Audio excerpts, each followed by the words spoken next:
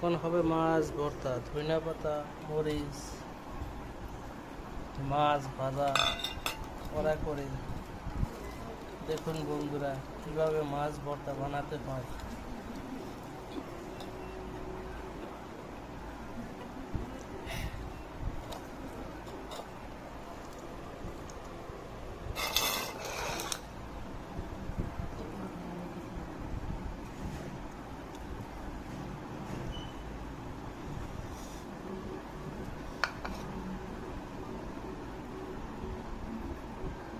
কাটাগুলো খুব সুন্দর করে দিচ্ছে, ভর্তা বানাতে হবে। অমৃত লাগবে, অমৃত।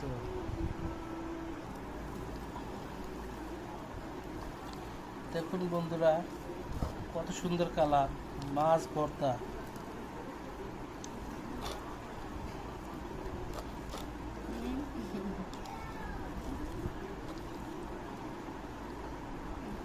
এখানে আছে ধনিয়া পাতা, ভাজা মাছ কড়া করে ভেজে, তারপর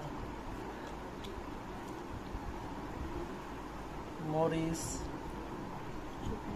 শুকনো মরিচ, লবণ, পেঁয়াজ দিয়ে ভালো করে মাখিয়ে একটু সর্ষের তেল দিয়ে দেখুন বানানো হয়েছে।